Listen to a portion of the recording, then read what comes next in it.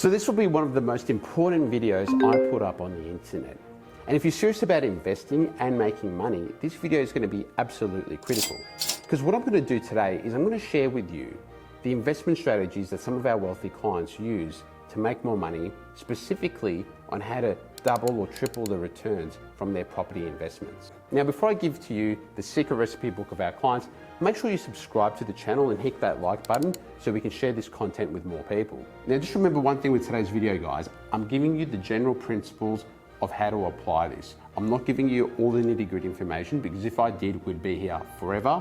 And we both know you don't want to be watching a YouTube video forever. One thing that wealthy people hate more than anything is, number one, losing money, and number two, their money sitting idle and not making a return.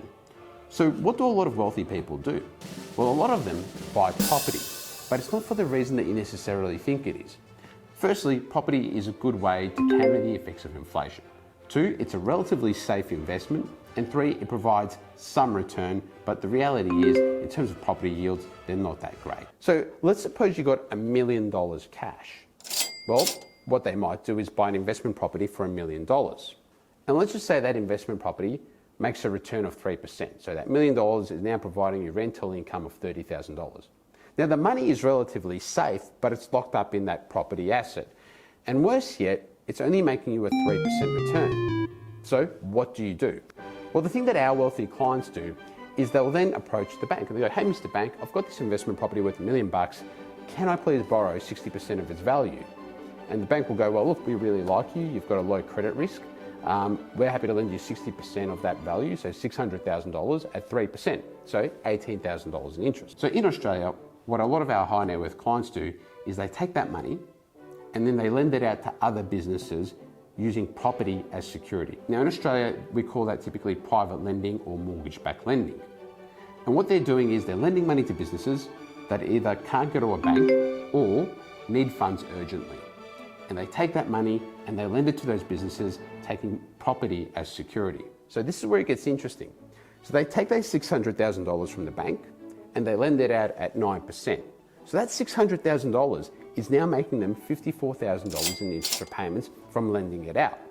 And they take property as security from the business client. And typically it's at 70% of the value of the property, or a 70% LVR. So when you think about it, right, they bought one property for $1 million. They've borrowed $600,000 from the bank. They're taking that money, lending it out to a private business, and they're taking another property as security at 70% of its value. And the smart thing about this strategy here is the level of risk. They're taking money from one property and they're taking another property as security, but they're getting a higher return. So let's do the maths now. They're making $30,000 rental income from the investment property. They're making $54,000 in interest repayments from the $600,000.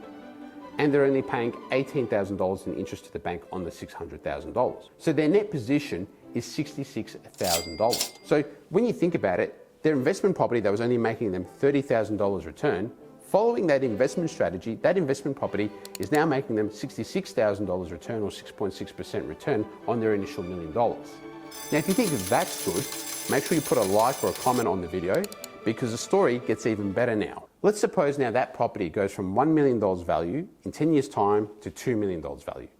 You're still making 3% return from your rental income, so it goes up to $60,000. But now, instead of being able to borrow $600,000, you can now borrow $1.2 million from the bank. So following the same investment strategy, you take that $1.2 million, right? You're paying 3% interest on it, so $36,000, and you're lending it out privately at 9%. So you're making $108,000 in interest income. And remember, you're taking another property as security. So let's do all the maths now, right? You've got rental income coming in from your investment property of $60,000. You've got interest income coming in of $108,000. And you're paying to the bank on the $1.2 million, 3%, so you're paying to the bank $36,000. So you're now making $132,000 in income combined after paying the bank its interest repayment. So now, instead of your investment property only making you 3% return, you're now making 6.6% return. But here's where the numbers get even more interesting. Remember 10 years ago, you only invested $1 million? Well, that $1 million is now making you that $132,000. So really, your return on the million after 10 years is 13.2%. Now, this is just a very, very basic video, right? I'm just providing you the basic principles. I haven't included things like inflation, interest rate movements, property movements, etc., etc. I'm just giving you the guiding principles that some of our wealthy clients use to make more money. So guys, if this video has added value to you, make sure you smash the like button, smash the subscribe button, and share it with your friends. Until next time, I look forward to seeing you. Take care and all the best.